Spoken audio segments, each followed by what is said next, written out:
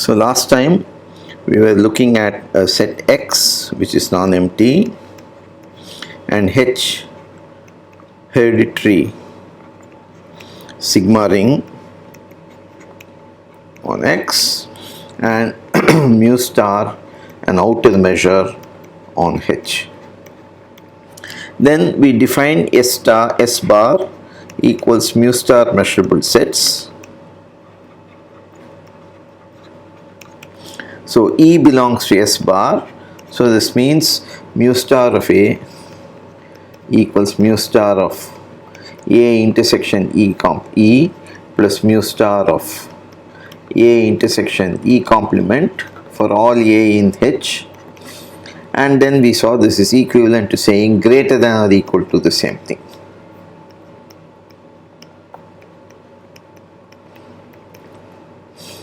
Because the other inequality is obvious by subadditivity.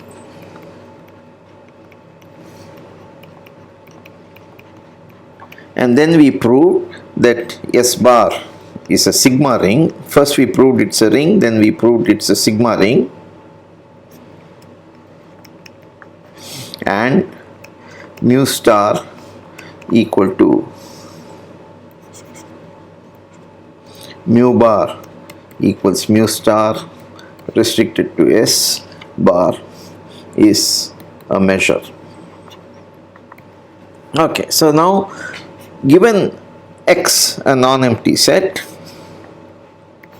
and R a ring and mu a measure on R, then we had a natural extension. So we had a natural mu star, which is the outer measure generated by mu on H of R, which is the smallest hereditary ring containing R. So how was this mu star of E defined? Mu star of E, if you recall, this is equal to inf of set of all sigma mu of EI, I equals 1 to infinity, such that E is contained in union I equals 1 to infinity EI in R.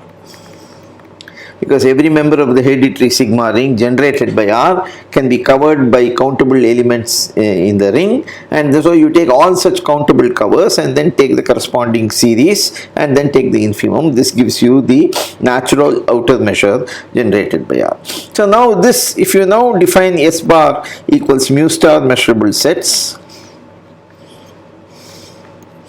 in H of R, then mu star is a measure on S bar. So we have now got a different set, a sigma ring on which you have a measure coming from the original measure. Now the question is this an extension of the original measure or not? So that is the question which we want to answer, and therefore we have the following proposition. So R a ring of subsets of X non-empty and mu measure on R, mu star induced outer measure on H of R, then if S bar is the collection of mu star measurable sets, we have S of R, the sigma ring generated by R, is itself contained in S bar. Since R is contained in S bar, so and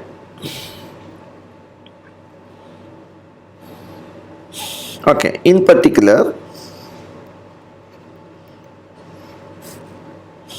mu bar equal to mu star restricted to S bar is an extension of mu to the sigma ring generated by R, as well as to S bar and is complete with respect to S bar. Okay, so mu bar is a complete measure and it's an extension. So given any ring and a measure, you can extend it by this method of outer measure to a complete measure, and this complete measure also gives you an extension to the sigma ring generated by this. So we have proved almost all of these parts except, so proof only need to show S of R is contained in S bar. All the other things will follow. So enough to show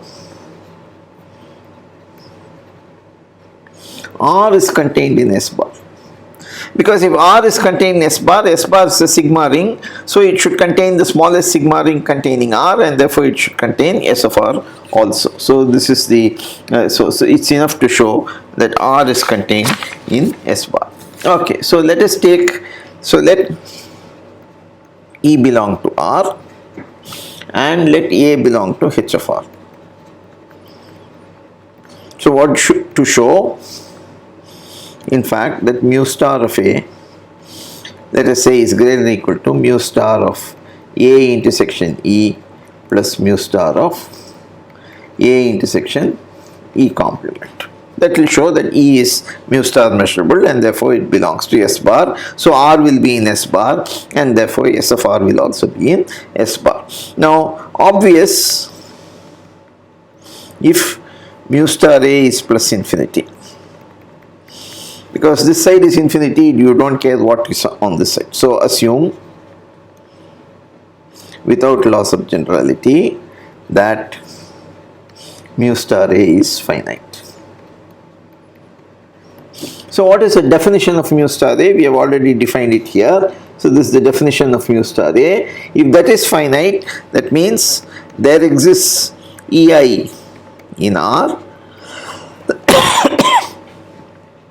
such that A is contained in union I equals 1 to infinity EI, and sigma mu of EI I equals 1 to infinity is less than mu star A plus epsilon. So given epsilon positive, there exists EI, so you can find a cover such that this happens. Now we have that mu star equal to mu, because it extends mu, we know that, which is a measure on R.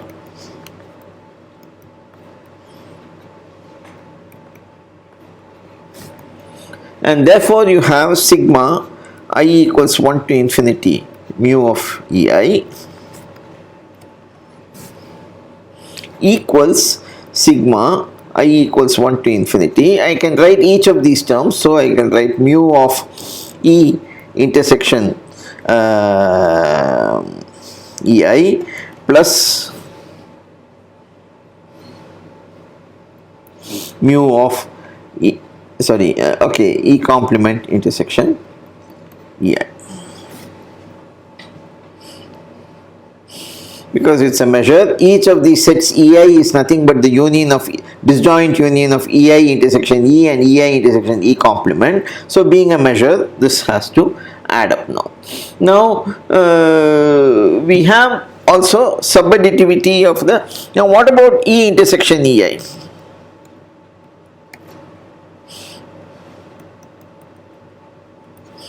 This contains EI intersection E, and similarly union I equals 1 to infinity E complement intersection EI contains EI intersection E complement, because union I EI contains EI, and therefore by subadditivity of the measure, so by subadditivity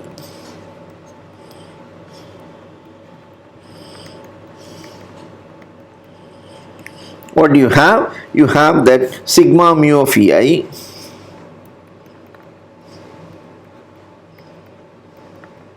is greater than or equal to mu star of A intersection E plus mu star of A intersection E complement. And therefore, this implies, since mu star of A, we have this relation here, so mu star of A plus epsilon is strictly bigger than mu star of A intersection E plus mu star of A intersection E complement. So you have that epsilon arbitrary implies that mu star of A is therefore greater than or equal to mu star of A intersection E plus mu star of A intersection E complement, and this implies that E belongs to S bar, that is R is contained in S bar, which implies that S of R is also contained in S bar, and the theorem is completely proved. Okay, so this construction of a complete extension of a measure, so this method is due to Caratheodory, so method of Caratheodory. So this is called the Caratheodory extension of a measure. So you get a complete measure on all the measurable sets, and it also extends it to the sigma ring containing the measure. So if you construct a measure on a ring, you can always extend it to the sigma ring, and also you can extend it to a complete measure on a slightly bigger sigma ring. Okay.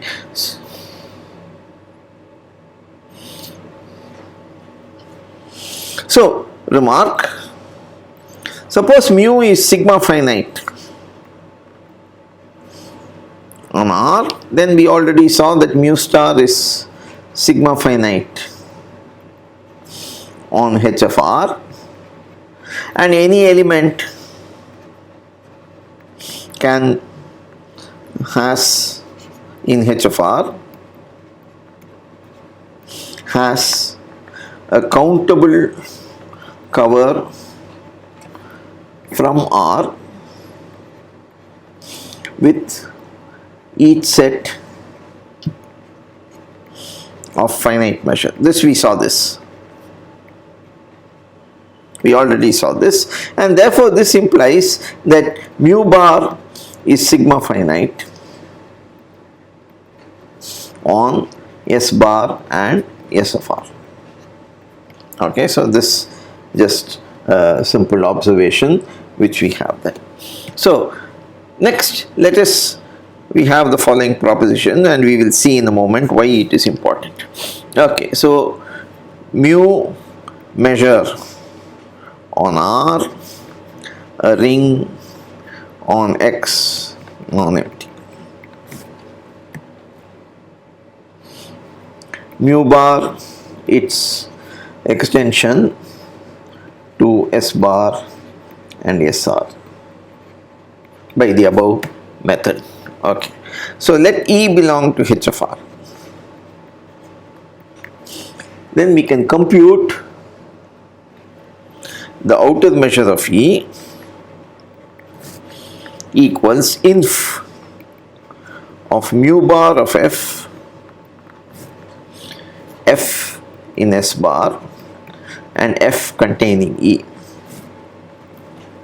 and this is also equal to inf of mu bar of F, F belong to S of R, F containing E. So now the mu star measurable, say mu star outer measure has a slightly easier formula, but you can do it from S bar, SR or R, whichever way you like. So proof, we'll write down a series of inequalities and the proof will come from that. So mu star of E, what is the definition? This is equal to inf sigma I equals 1 to infinity mu of EI, E contained in union EI, I equals 1 to infinity EI in R. And because of the definition, this is equal to the same, I equals 1 to infinity mu bar of EI, because mu is the same as mu bar, so there is no difference.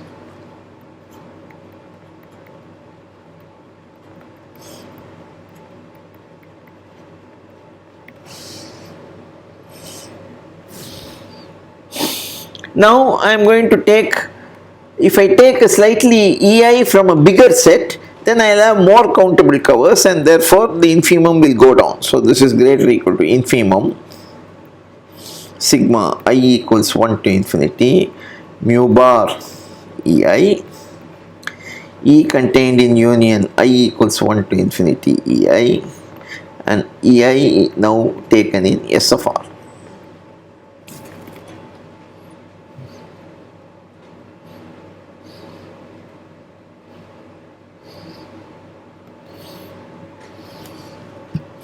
Now by subadditivity, this is greater or equal to infimum mu bar of union I equals 1 to infinity EI, E contained in union I equals 1 to infinity EI, EI in S of R. This is just a subadditivity property.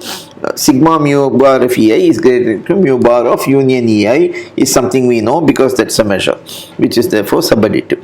Okay, now so therefore that is greater or equal to, in fact it's equal to here, infimum of mu bar of F, E contained in F, F in S of R. In fact you can show that this is in fact equal. Okay, because I am replacing countable cover by all possible covers from sets. Union EI is in SR, so it's a typical set in SR. Okay, so because it's a sigma ring. Now this again I am going to take infimum over a larger set, so the infimum goes down, E contained in F, and then F is in S bar now.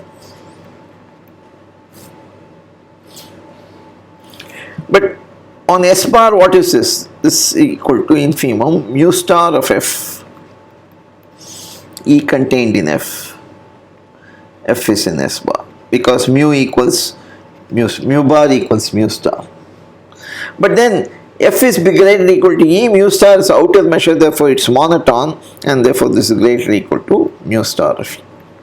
Okay, so you started with mu star of E, you have again mu star of E, you chain of inequalities, so everything is an equality now, and therefore in particular mu star of E is equal to this one as well as this one.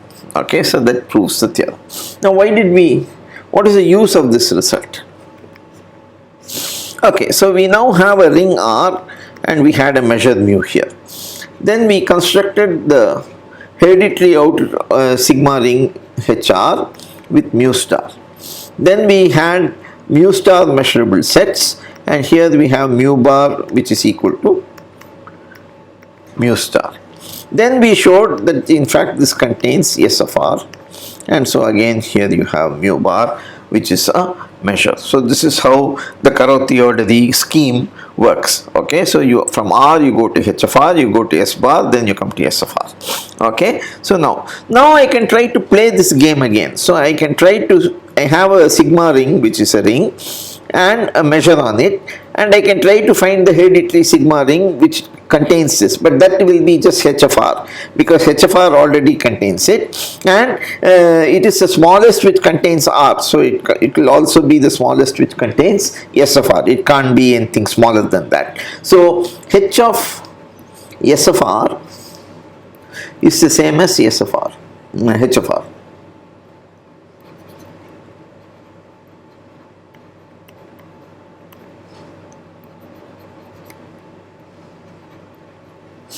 Okay, now by proposition above,